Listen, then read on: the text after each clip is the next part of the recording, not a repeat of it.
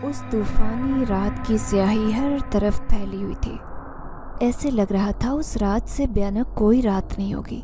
हालांकि ये पूरे चांद की रात थी, लेकिन बादलों ने चांद को मुकम्मल तौर पर ढांप रखा था, जिसकी वजह से रात की तारीकी बढ़ गई थी। ऐसी रात में इंसान तो इंसान, कोई चरिंद परिंद भी अपने घोंसलों और बिलों से बाहर नहीं निकल रहे थे। सब लोग अपने अपने घरों में दुबके बैठे हुए थे, लेकिन मैं अकेली तने तन्हा उस भयानक रात में दर दर की ठोकरें खाने के बाद सड़क पर मारी मारी फिर रही थी। मेरा दिल जिस कदर उदास था, गम का एक पहाड़ टूटा था जिसने मेरे पूरे वजूद को किरची किरची कर दिया। कोई भी अपना साथ देने के लिए तैयार नहीं था। मैं सड़क पर चलती हुई खुद को तूफान से बचाने की कोशिश कर रही थी। मैं बमुश्किल अपने कदम आगे बढ़ा रही थी। मेरे पास अब्बा का वो छोटा सा बटनों वाला मोबाइल था जिसकी मैंने टाई हुई थी, लेकिन फिर भी मुझे आगे का रास्ता साफ दिखाई नहीं दे रहा था। चलते चलते मुझे ऐसा महसूस हुआ कि मैं उस सुनसान सड़क पर अकेली नहीं हूँ।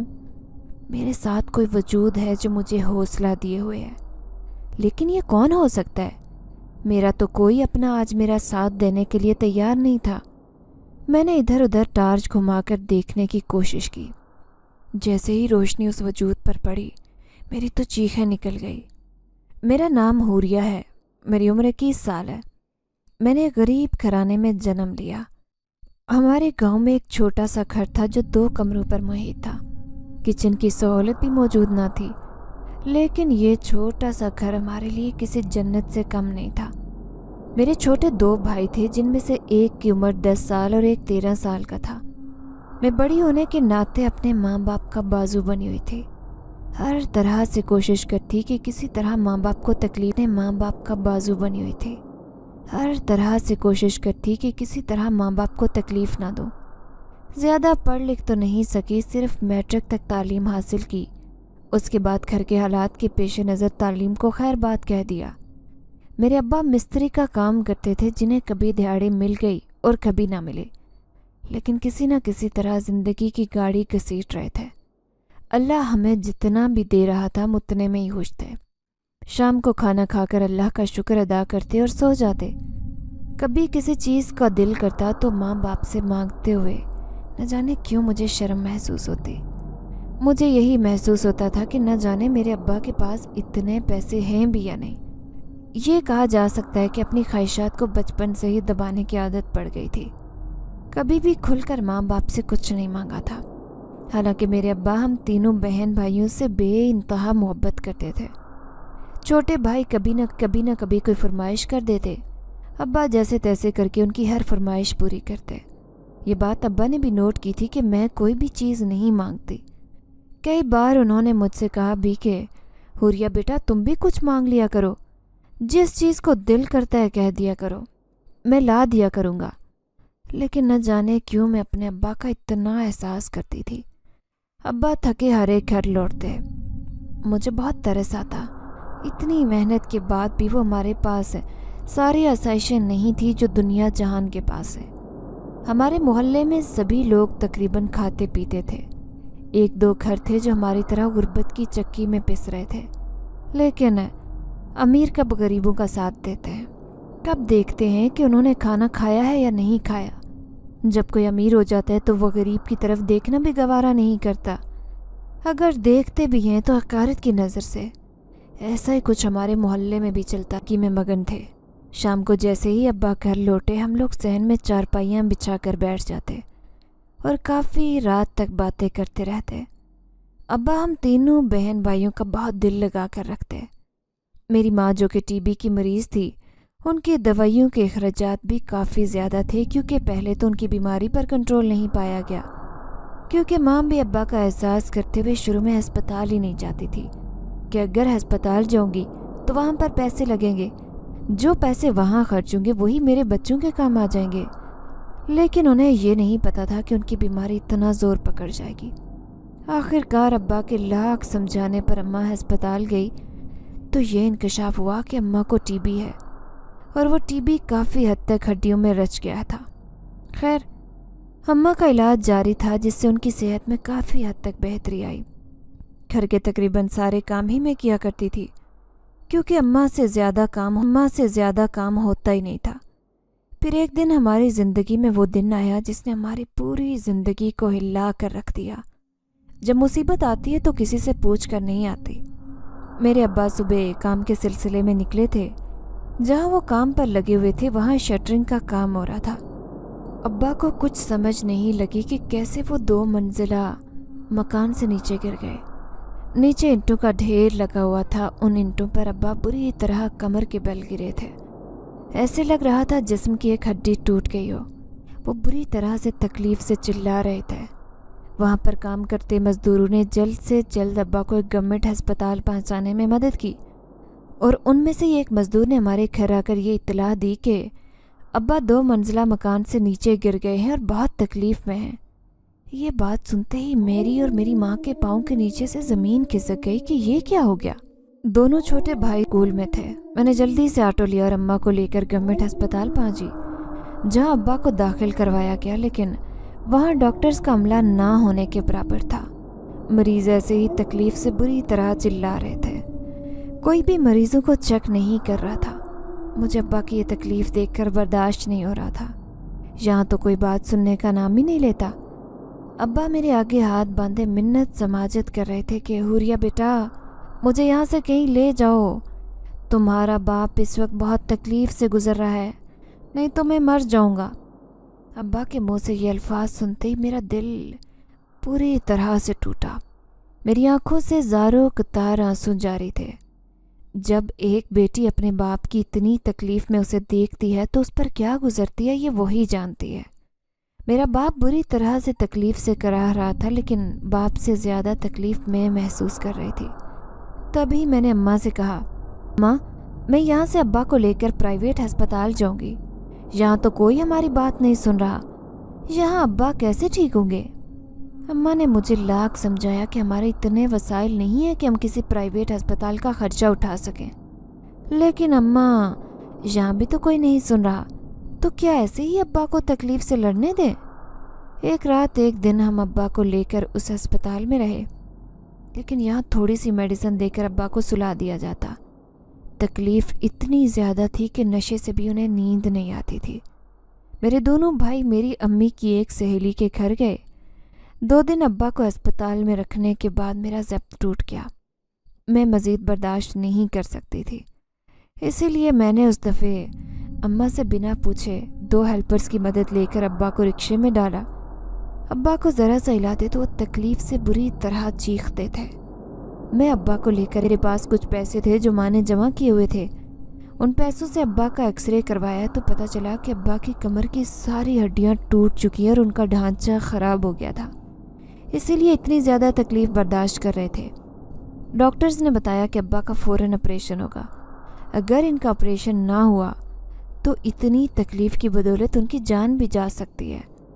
یہ بات سن کر میں بری طرح سے تڑپ اٹھے۔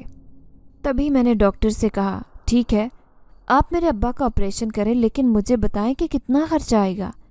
ڈاکٹر نے بتایا کہ ابا کے علاج کے لیے تقریباً 15 لاکھ روپے درکار ہیں۔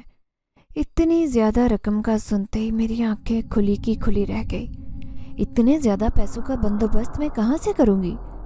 لیکن اپنے باپ کی تکلیف بھی نہیں دیکھ سکتی تھی۔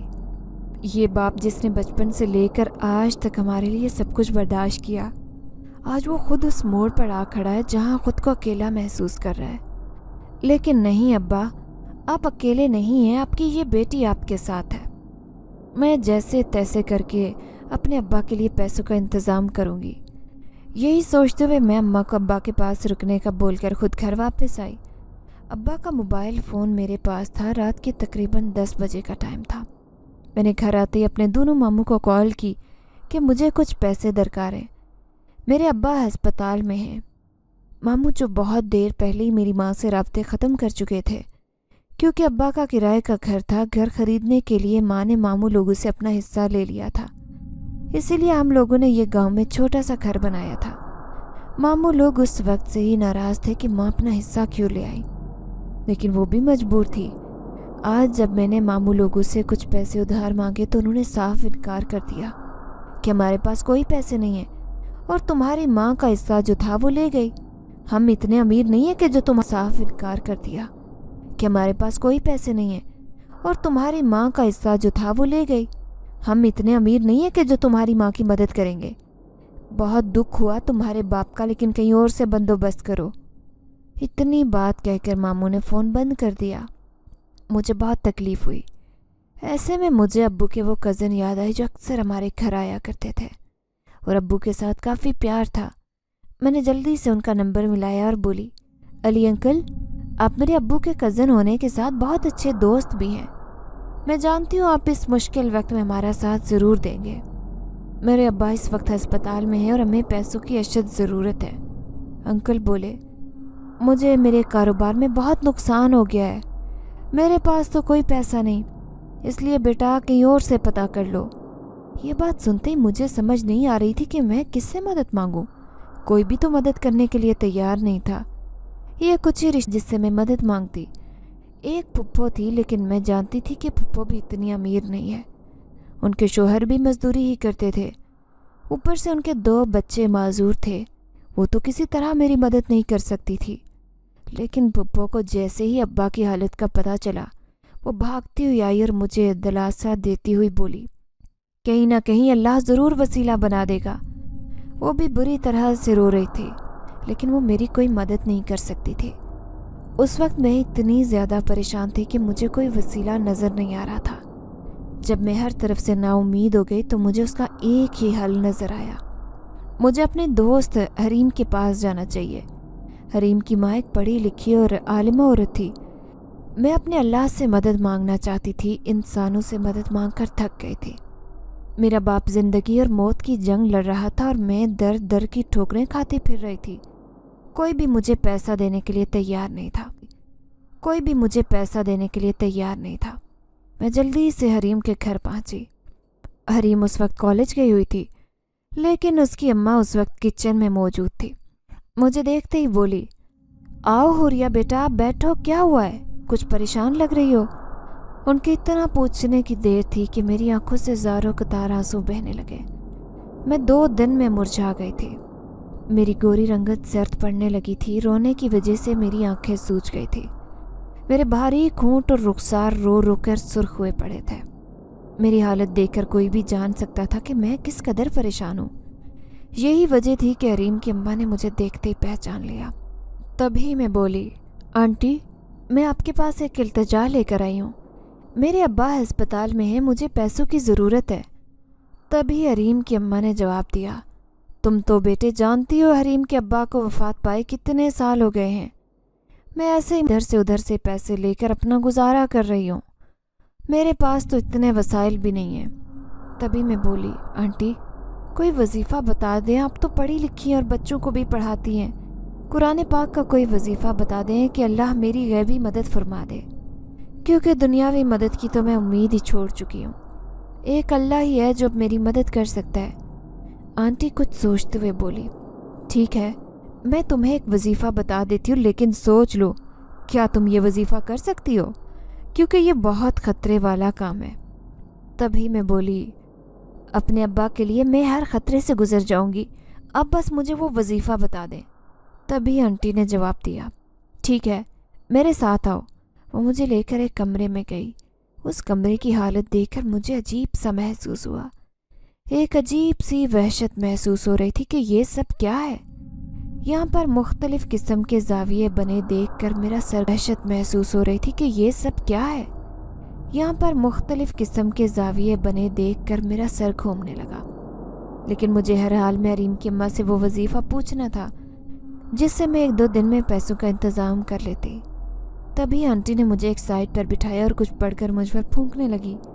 काफ़ी देर पढ़ने के बाद उन्होंने मुझे कहा कि ठीक है, अब तुम्हें बहादुर बनना होगा।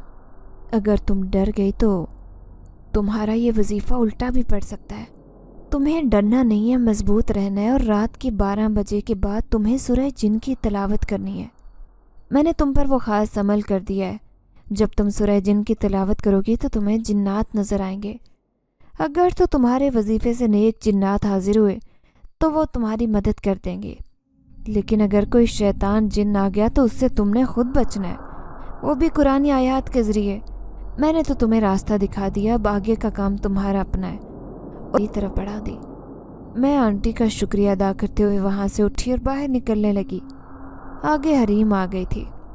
वो मुझे देखते ही चौंक गई और बोली, हुरिया क्या हुआ, तुम रो रही हो?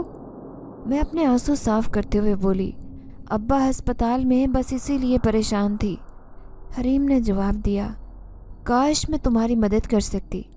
तभी मैं आंटी की तरफ देखकर मुस्कुराई और बोली, तुम्हारी अम्मा ने मुझे वजीफ़ा बता दिया, अब मैं वो कर लूँगी। मैं काफ़ी देर हरीम के पास रही। शाम ढलने लगी। हरीम ने मुझे बहुत समझाया कि मैं ये अमल नहीं करूं।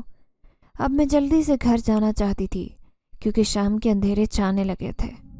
जब मैं आने लगी तो हरीम अम्मा से बोली, अम्मा ये आपने क्या किया?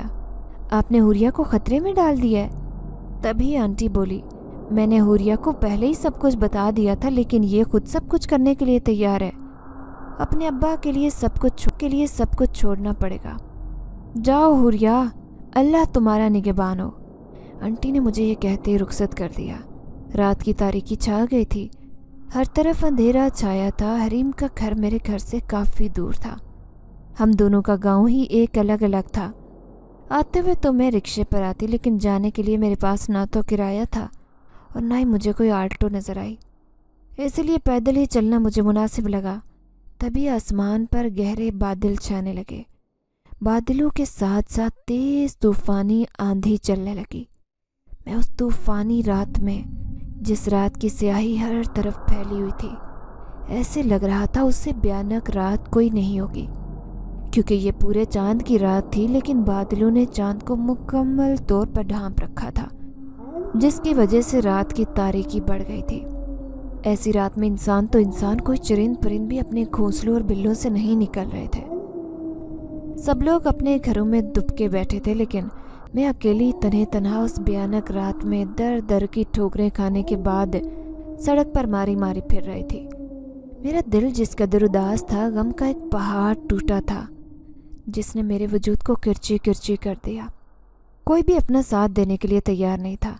मैं उस तूफ़ानी रात में ख़ुद को बचाने की कोशिश कर रही थी। मैं बमुश्किल अपने कदम आगे बढ़ा रही थी। अब्बा के मोबाइल की टॉर्च मैंने जलाई थी, लेकिन फिर भी आगे का रास्ता साफ दिखाई नहीं दे रहा था। चलते चलते मुझे ऐसा महसूस हुआ कि मैं उस सुनसान सड़क पर अकेली नहीं हूँ। मेरे साथ कोई वजूद है जो मुझे हौसला दिए हुए है। लेकिन ये कौन हो सकता है? मेरा तो अपना कोई भी आज मेरा साथ देने के लिए तैयार नहीं था। मैंने इधर उधर टार्च घुमाकर देखने की कोशिश की। जैसे ही रोशनी उस वजूद पर पड़ी तो मेरी तो चीखें निकल गई। ये एक भयानक शक्ल का लंबा चौड़ा शख्स, बड़े बड़े दांत, हाथों के बड़े बड़े नाखन। उसे देखते ही मुझे लगा कि मेरे जिस्म से रूह निकल जाएगी, क्योंकि आंटी के अमल का असर शुरू हो चुका था। मुझे आंटी की वो बात याद आई कि मुझे डरना नहीं है, इसलिए मैंने खुद को हिम्मत दी और आयतुल कुर्सी का विर्द शुरू कर दिया। मैं जिस तरह से आयतुल कुर्सी को पढ़ती जा रही थी, मेरे कदम तेज़ होते जा रहे थे और वो भयानक शक्ल वाला शख्स मुझसे दूर होता जा रहा था। मैंने कुरानी आयत का विर्द करना नहीं छोड़ा, लेकिन बार बार मेरे रास्ते में उसी तरह के खौफनाक शख्स आते रहे, जिनको देखकर मेरा पूरा वजूद लरस जाता। लेकिन मैं खुद को हिम्मत देते हुए आगे बढ़ती जा रही थी। बमुश्किल मुझे अपने घर का रास्ता मिला। रास्ता इतना ज़्यादा लंबा हो गया था कि मुझे कुछ समझ नहीं आ रही थी। जो सफ़र मैंने 15 मिनट में तय करना था वो पूरे 2 घंटे का हो गया। अब तूफ़ान भी मुकम्मल तौर पर रुक चुका था। मैं घर के दरवाजे के आगे खड़ी थी। भाई दोनों अम्मी की दोस्त के घर थे। मैंने उन दोनों को लिया और लॉक खोलकर घर के अंदर चली गई। भाइयों को खाना वगैरह खिलाकर सुला दिया और ख़ुद कमरे में इधर से उधर टहलती फिर रही थी। समझ नहीं आ रही थी कि अमल शुरू करूँगी तो मेरे साथ क्या होगा। जब अभी तक मैंने अमल शुरू नहीं किया था तो मेरे रास्ते में इतने ख़तरात आए। जब मैं ये सब कुछ करूँगी तो ना जाने क्या होगा। लेकिन अपने अब्बा की जान बचाने के लिए मुझे ये सब कुछ करना था। जैसे ही रात के 12 बजे मैंने वज़ू किया और कुरान पाक लेकर बैठ गई, सूरह जिन की तिलावत शुरू कर दी। मैंने अभी सूरह जिन की तिलावत एक दफ़ा की थी कि मेरे कमरे की सारी खिड़कियाँ खुल गई और वो एक दूसरे के साथ लगकर शोर कर रही थी। लेकिन मैंने उस चीज़ पर तवज्जो नहीं दी। न जाने मेरा दिल इतना मजबूत कैसे हो गया था।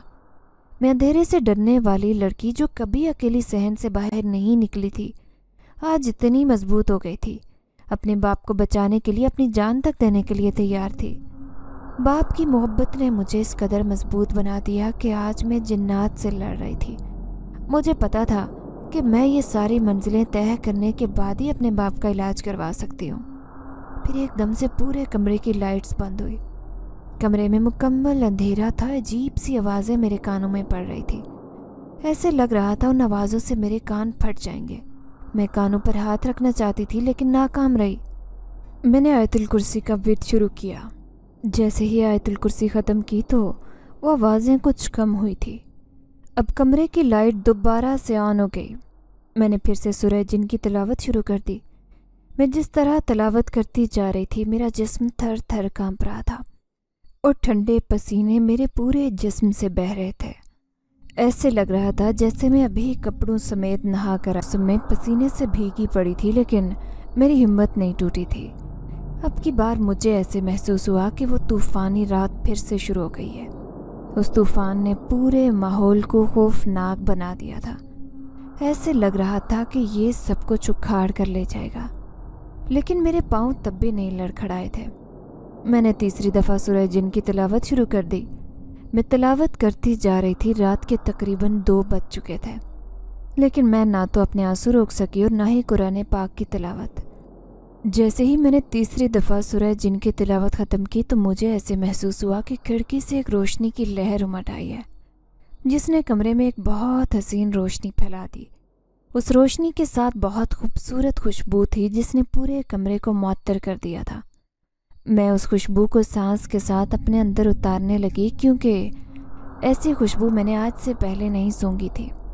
میں نے اپنا وظیفہ مکمل کر لیا میں نے اپنا وظیفہ مکمل کر لیا تھا۔ جیسے ہی میرا وظیفہ مکمل ہوا تو ایک دلی سکون مجھے محسوس ہوا۔ حالانکہ اس وقت نہ تو میرے پاس کوئی پیسہ آیا تھا اور نہ ہی کسی کی مدد۔ پھر نہ جانے میں کب بستر پر لیٹی اور سو گئی۔ صبح جیسے ہی موبائل کی رنگ بیل بجی تو موبائل کی اسکرین پر ہاسپٹل کا نمبر دیکھ کر میں نے جلدی سے فون پک کیا اور دوسری طرف سے اماں بات کر رہی تھی۔ اماں مجھ سے کہہ رہی تھی کہ کچھ ضروری سامان لے کر ہسپتال آ جانا، کیونکہ تمہارے ابا کا آپریشن کچھ دیر بعد ہونا ہے۔ میں بہت حیران ہوئی کہ فیس تو جمع نہیں کروائی تو آپریشن کیسے ہوگا؟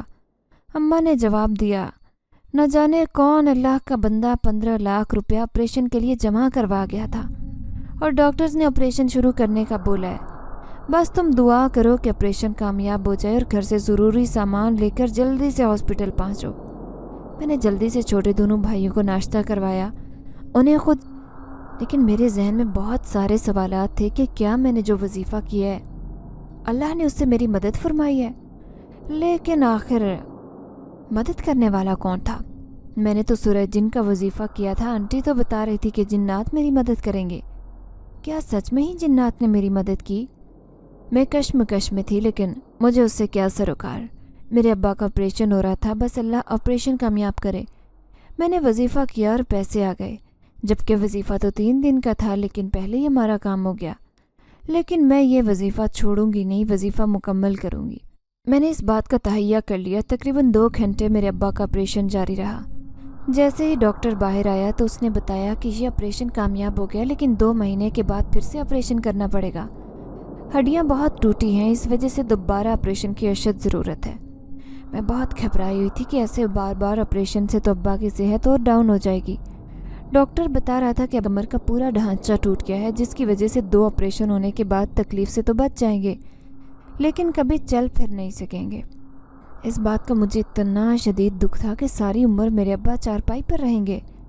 اتنا پیسہ لگانے کے بعد بھی وہ چلنے پھرنے کے قابل نہیں ہو سکیں گے۔ دل بہت غم زدہ تھا، لیکن پھر بھی میں اللہ کا شکر ادا کر رہی تھی کہ کم از کم ان کی جان تو بچ گئی۔ ہمارے باپ کا سایہ تو سر پر سلامت رہے گا، ہمارے لیے یہ بھی کافی تھا۔ ابا کو وارڈ میں شفٹ کر دیا گیا۔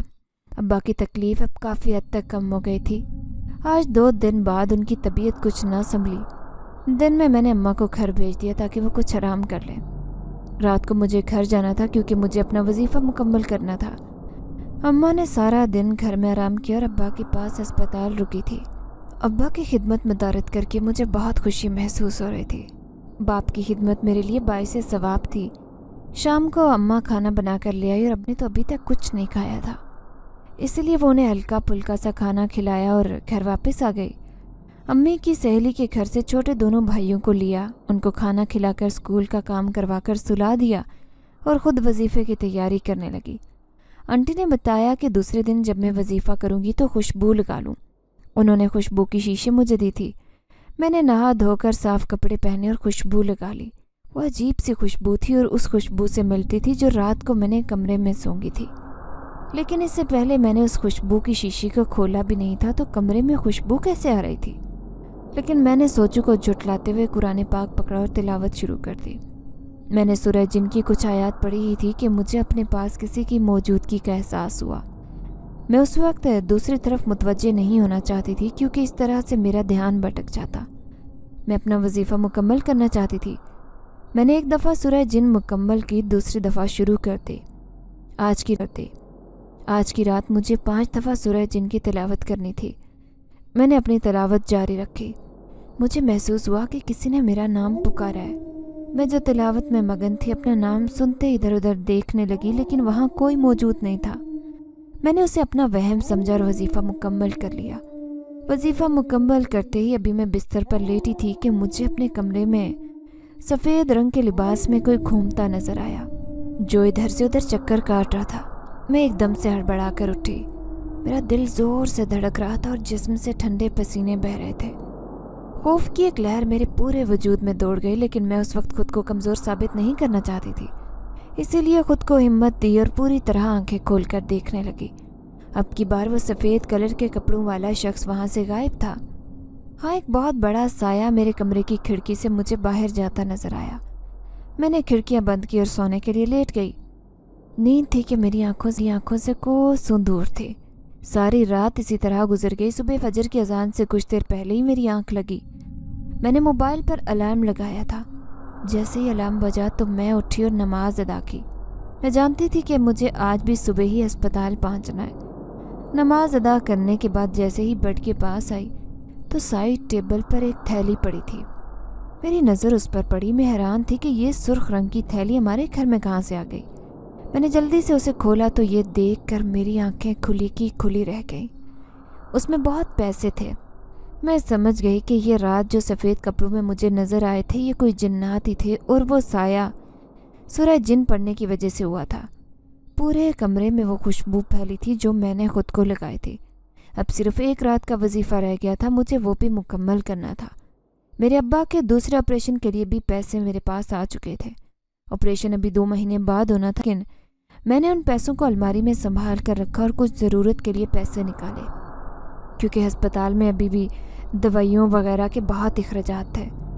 मैं अस्पताल पहुंची तो अम्मा मेरे पास पैसे देखकर हैरान हो गई और बोली कि ये पैसे मैंने कहाँ से लिए हैं। मैंने बात को टाल दिया और कहा कि अम्मा किसी से उधार लिए हैं, यहाँ अस्पताल में ख़र्चा भी तो करना था।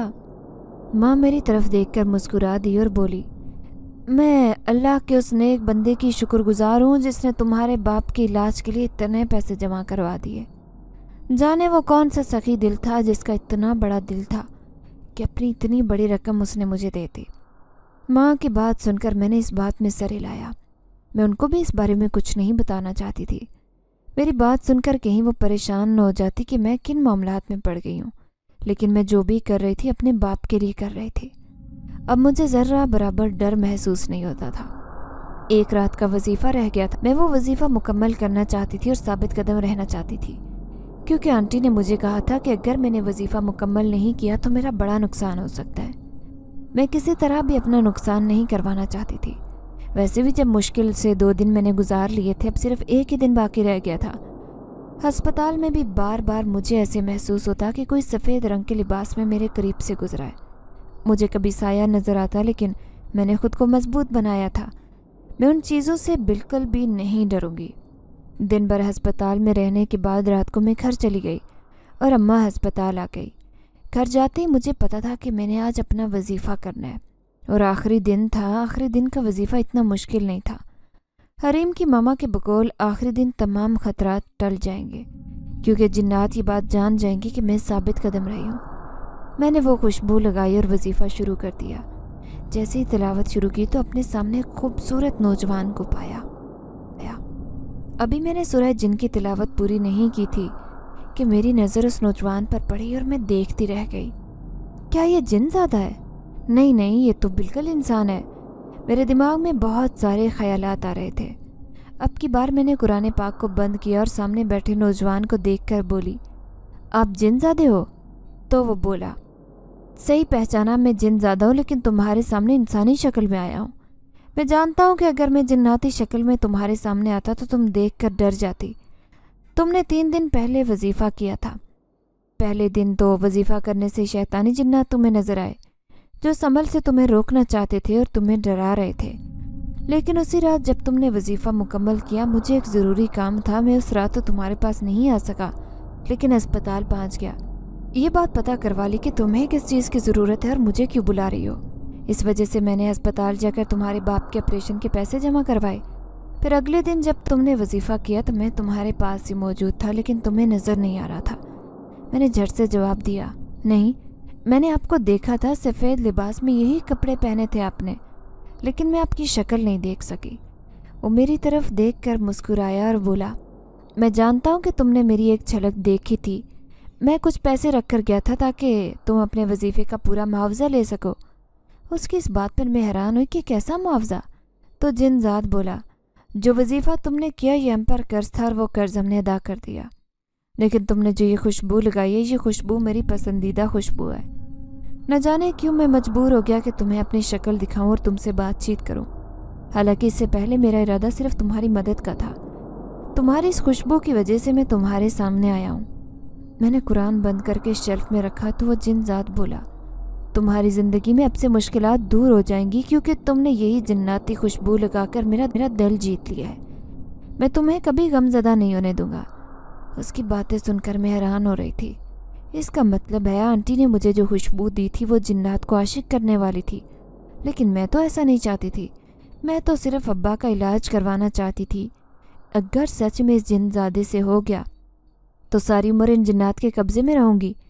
کچھ سمجھ نہیں آ رہا تھا، تبھی وہ مجھے دیکھتا ہوا بولا، عشق کرنے میں اور قبضہ کرنے میں بہت فرق ہوتا ہے۔ جو تم سوچ رہی ہو میں یہ بات سمجھ گیا ہوں۔ میں اس بات پر حیران ہوئی کہ اس نے میری سوچ کیسے پڑھ لی۔ تبھی وہ بولا، ابھی فی الحال باپ کا علاج کرواؤ۔ اسی رات اس جن زاد نے مجھ سے وعدہ لیا کہ میں ہر روز خوشبو لگاؤں گی۔ میں نے جانے انجانے میں وعدہ کیا کیونکہ اس وقت مجھے اس کی مدد کی بے حد ضرورت تھی۔ میرے ابا کا علاج جاری رہا۔ اس بات کو 2 مہینے گزر گئے۔ 2 مہینے بعد ابا کا دوبارہ آپریشن ہوا اور آپریشن کامیاب رہا۔ وہ جن زاد زیادہ سے زیادہ ہر روز میرے پاس آتا، مجھ سے ڈھیروں باتیں کرتا اور مجھے پیش آتی میری مدد کرتا۔ اماں مجھ سے بار بار پوچھتی کہ میرے پاس اتنے پیسے کہاں سے آئے، لیکن میں نے انہیں کچھ نہیں بتایا کیونکہ میں نے اس دن اس جن زاد سے وعدہ کیا تھا کہ میں کسی کو بھی اس بارے میں نہیں بتاؤں گی۔ پھر ایک دن جب ابا ہسپتال سے گھر آئے تو وہ چل پھر نہیں سکتے تھے، لیکن ہاں اٹھ کر بیٹھ سکتے تھے، اور ان کو وہ تکلیف بھی نہیں تھی جو آپریشن ہونے سے پہلے محسوس ہوتی تھی۔ ہمارے لیے اتنا ہی کافی تھا۔ ایک دن میں اپنے کمرے میں آرام اور سکون کی نیند سو رہی تھی تو ایک بہت بھیانک شکل کی عورت میرے سرانے کھڑی ہے۔ میں نے دیکھا، اس کی اتنی بھیانک شکل دیکھ کر مجھے بہت خوف محسوس ہوا۔ میں ایک دم سے ہڑبڑا کر اٹھی تو وہاں کوئی موجود نہیں تھا۔ میں نے اسے اپنا وہم سمجھا اور دوبارہ لیٹ گئی۔ یہ بات تو جانتی تھی کہ جنات میرے ارد گرد منڈلاتے ہیں، لیکن میں یہ نہیں جانتی تھی کہ مجھے اس جن زاد شہریار کے علاوہ بھی کوئی جنات نظر آئیں گے۔ لیکن آج ہی اتنی بھیانک شکل دیکھ کر مجھے وہ پہلے دن والی بات یاد آئی جس میں آنٹی کے گھر سے واپس لوٹ کر آ رہی تھی۔ مجھے ایسے ہی بھیانک شکل والا ایک جن زاد نظر آیا تھا۔ مجھے شہریار نے بتایا تھا کہ وہ جن زادہ شیطان جن زاد تھا، تو کیا اب مجھے جن زادی بھی نظر آ رہی تھی، اور وہ کوئی ایسی ہی جن زادی ہے۔ میں نے آیت الکرسی کا ورد شروع کیا اور دوبارہ سونے کی کوشش کرنے لگی۔ اب نیند میری آنکھوں سے کوسوں دور تھی۔ صبح کی اذانوں سے کچھ دیر پہلے میری آنکھ لگی۔ جیسے ہی میری آنکھ لگی تو مجھے محسوس ہوا کہ اس عورت نے ہاتھ میں بڑا سا چھرا پکڑا اور مجھ پر وار کرنے والی ہے۔ تبھی کسی نے ایک جھٹکے سے اس کا بازو پکڑا۔ میں نے جیسے ہی آنکھیں کھولی تو میں ہکا بکا رہ گئی، کیونکہ اس بھیانک عورت کا ہاتھ پکڑنے والا کوئی اور نہیں، شہریار جن زادہ تھا۔ ہاں، یہ خواب نہیں، حقیقت تھی۔ حقیقت میں اس بھیانک جن زادی کو دیکھ رہی تھی، لیکن یہ مجھے مارنا کیوں چاہتی تھی، یہ میری سمجھ میں نہیں آ رہی تھی۔ میں نے ان دونوں کو دیکھ لیا۔ اس کے بعد وہ دونوں فوراً غائب ہو گئے، لیکن میرا دل دھک دھک کر رہا تھا۔ میرے پورے جسم سے ٹھنڈے پسینے بہہ رہے تھے، میری روح بھی کانپ رہی تھی۔ ایسا محسوس ہو رہا تھا کہ آج کی رات میری زندگی کی آخری رات ہے اور اس کے بعد میں جی نہیں پاؤں گی۔ میرا سانس پھولا ہوا تھا۔ میں اٹھ کر کمرے سے باہر نکلی اور اماں کا دروازہ زور سے کھٹکھٹایا۔ اماں نے دروازہ کھولا اور بولی، کیا بات ہے؟ کیا نیند نہیں آ رہی؟ میں نے جواب دیا، نہیں اماں، نہ جانے کیوں طبیعت ٹھیک نہیں ہے۔ اس وقت میں اماں کے پاس ٹھہرنا چاہتی تھی، کیونکہ شہریار جنزادہ بھی دوبارہ سے واپس نہیں آیا۔ اگر وہ واپس آئے تو میں اس سے ضرور پوچھتی کہ آخر وہ بھیانک جنزادی میری جان کیوں لینا چاہتی ہے۔ اسی طرح سے 2 دن گزر گئے، لیکن شہریار نہیں آیا تھا۔ میں بہت زیادہ فکر مند ہو رہی تھی کہ آخر معاملہ کیا ہے۔ پھر شہریار تو دوبارہ واپس نہیں آیا، لیکن میرے ساتھ ایسے واقعات ہونا معمول بن گئے۔ جیسے ہی میں سونے کی کوشش کرتی تو مجھے بہت سارے جنات میرے ارد گرد چکر کاٹ رہے ہیں، اور کوئی مجھے مارنے کے لیے دوڑ رہا ہے اور کوئی مجھے بچانے کی کوشش کر رہا ہے۔ عجیب سی کشمکش تھی۔ مجھے نیند ساری رات نہیں آئی، لیکن ایسے خیالات میری نیند میں بھی آتے رہے۔ مجھے یہ خیالات نہیں ہو سکتے، ضرور کچھ ایسا جو میں نہیں جانتی۔ یہ مجھے شہریار جنزادے کے علاوہ کوئی نہیں بتا سکتا۔ کیا مجھے حریم کی ماما کے پاس دوبارہ جانا چاہیے اور ان سے پوچھنا چاہیے کہ میں کتنے دن سے وہ خوشبو بھی نہیں لگاتی، کیونکہ مجھے بہت زیادہ ڈر اور خوف محسوس ہونے لگا تھا۔ پھر آخرکار ایک دن میں نے ہمت کر کے وہ خوشبو نکالی اور لگا لی۔ جیسے ہی رات کا اندھیرا چھانے لگا، میں اپنے کمرے میں چلی گئی۔ امی ابا ابھی تک جاگ رہے تھے، بھائی بھی اسکول کا ہوم ورک کر رہے تھے۔ میں نے کمرہ لاک کیا اور شہریار جنزادے کا انتظار کرنے لگی۔ اچانک سے میرے کمرے میں دھواں اٹھنے لگا۔ دیکھتے ہی دیکھتے شہریار کی شکل اختیار کر گیا۔ مجھے دیکھتے ہی بولا، کیا بات ہے حوریہ، تم نے مجھے کیوں بلایا ہے؟ تم نہیں جانتی کہ میرا یہاں آنا بالکل ٹھیک نہیں ہے؟ مجھے لگتا ہے کہ تمہارا اور میرا ساتھ یہیں تک تھا۔ تمہیں مدد کی ضرورت تھی، میں نے مدد کی۔ تبھی شہریار نے میری طرف ایک کالے رنگ کا تھیلا بڑھایا اور بولا، اس میں بہت زیادہ مال و دولت ہے، تم ساری عمر بیٹھ کر کھاؤ گی اور اپنا بہت بڑا کاروبار بھی کر لو گی، لیکن مجھے لگتا ہے میں واپس نہیں آؤں گا۔ اس کی اس بات سے میں حیرانگی سے اٹھ کھڑی ہوئی اور بولی، کیا ہو گیا ہے؟ مجھے بتاؤ تو، وہ جنات مجھے کیوں نظر آتے ہیں؟ وہ کیوں نقصان پہنچانا چاہتے ہیں؟ تبھی وہ بولا، جس رات تم نے وظیفہ شروع کیا تھا اسی رات میری شادی تھی۔ میری شادی قبیلے کی ایک جن زادی کے ساتھ ہو رہی تھی۔ یہ میری شادی کی پہلی رات تھی جب میں اس جن زادی کو تنہا چھوڑ کر تمہاری مدد کے لیے آ گیا۔ میں نے بہت کوشش کی کہ آج کی رات کہیں نہ جاؤں، لیکن تم وہ وظیفہ بار بار کر رہے۔ مجھے اپنی جن زادی بیوی کو اکیلے چھوڑ کر ہسپتال تمہارے باپ کے آپریشن کے پیسے جمع کروانے آنا پڑا۔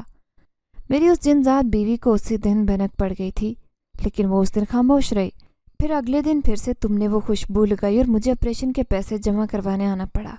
مسلسل 2 راتیں میں اپنی نئی نویلی بیوی سے دور تھا۔ اسے اس بات کا شدید غصہ تھا، کیونکہ وہ شہنشاہ جنات کی بیٹی تھی۔ اسے ایسا محسوس ہو رہا تھا کہ میں اسے بار بار اگنور کر رہا ہوں۔ پھر تیسرے دن جب تم نے وہ جناتی پرفیوم لگائی تو میں تم پر عاشق ہو گیا۔ میں بھول ہی گیا تھا کہ میں ایک جن زادی کا شوہر ہوں، اور جن زادی بھی وہ جو شہنشاہ جنات کی بیٹی ہے، وہ کچھ بھی کر سکتی ہے۔ میں اپنی جن زاد بیوی کو چھوڑ کر ایک آدم زادی سے محبت کرنے لگا، اور میں تمہاری محبت میں اس قدر گرفتار ہو گیا کہ اسے بھول ہی گیا۔ اس کے بعد میں کوکاف جاتا بھی تھا تو میں اس کے پاس نہیں جاتا تھا، نہ ہی کوئی بات کرتا تھا۔ نہ جانے کیوں میرا دل ہی نہیں کرتا تھا، کیونکہ میں سچے دل سے تم سے محبت کرنے لگا تھا۔ جب سے اس کو اس بات کا علم ہوا تو وہ تمہاری جان کی دشمن بن گئی۔ وہ تمہیں اپنے رقیب سمجھتی تھی، اسی لیے تمہیں مارنا چاہتی تھی۔ میں نے ہر جگہ تمہیں بچانے کی پوری کوشش کی، لیکن وہ کسی طرح تمہیں بخشنے والی نہیں تھی۔ اسی وجہ سے آج اسے وعدہ کر کے آیا ہوں کہ آخری دن تم سے ملنے آ رہا ہوں۔ آج کے بعد کبھی تم سے نہیں ملوں گا اور ہمیشہ کے لیے تمہیں چھوڑ دوں گا۔ تمہیں مدد کی ضرورت تھی، میں نے تمہاری مدد کی۔ اب اس دنیا سے ہمیشہ کے لیے جا رہا ہوں، کبھی واپس نہیں آؤں گا۔ آج کے بعد کبھی کوئی ایسا وظیفہ کرنے سے پہلے اچھی طرح سوچ لینا کہ تمہاری جان کو خطرہ نہ ہو، اور یہ جناتی خوشبو مجھے دے دو، کیونکہ میں واپس لے کر جانا چاہتا ہوں۔ جب یہ تم دوبارہ لگاؤ گی تو میں مجبور ہو جاؤں گا واپس آنے کے لیے۔ اس کی بات سن کر میری آنکھوں سے آنسو جاری ہو گئے کہ اس نے اتنی مشکلات سے میری مدد جاری رکھی تھی، اور یہ مجھ سے محبت کرنے لگا تھا، حالانکہ میں اس سے محبت نہیں کرتی تھی۔ صرف اور صرف یہ میری مدد کرنے لگا تھا، اسی لیے مجھے اچھا لگتا تھی کہ وہ ایک جن زادہ ہے اور میں ایک آدم زادی۔ لیکن آج میں نے شہریار جن زادے کی آنکھوں میں آنسو دیکھے۔ وہ آنسو جدائی کے تھے اور بے بسی کے تھے۔ اتنی بات کہتے ہوئے وہ مجھے ہاتھ ہلاتا ہوا ایک دھوئیں نما شکل سے میری کھڑکی سے باہر نکل گیا۔ میں اس کھڑکی کی طرف بھاگ کر گئی، لیکن تب تک وہ میری آنکھوں سے اوجھل ہو چکا تھا۔ شہریار جن زادہ ہمیشہ ہمیشہ کے لیے میری زندگی سے چلا گیا، لیکن مجھے اتنا امیر کر گیا کہ میں نے اپنی ایک بہت بڑی کپڑے کی فیکٹری لگا لی۔ میرے ابا بیوی بستر پر ہیں، سارا کاروبار میں سنبھال رہی ہوں۔ ابا اماں چاہتے ہیں کہ میں شادی کر لوں، لیکن جانے کیوں شہریار جن زادہ میرے دل سے نکلتا ہی نہیں ہے۔ اس ایک وظیفے اور خوشبو نے میری پوری زندگی بدل کر رکھ دی۔ اب آپ مجھے بتائیں کہ مجھے ایسے جن زادے کو بلا دینا چاہیے جس نے میری وہاں مدد کی جہاں میں بالکل نا امید ہو گئی تھی۔ میں نہ جانے کیوں اسے دل سے نہیں نکال پاتی۔ اور کیا کسی انسان سے شادی کر لوں اب؟ اگر میں نے اسے اپنی زندگی کی ساری حقیقت بتائی تو کیا وہ مجھے اپنی زندگی میں شامل کرے گا؟ کیا مجھے اپنے ہونے والے شوہر کو حقیقت بتا دینی چاہیے، یا پھر اس کو ہمیشہ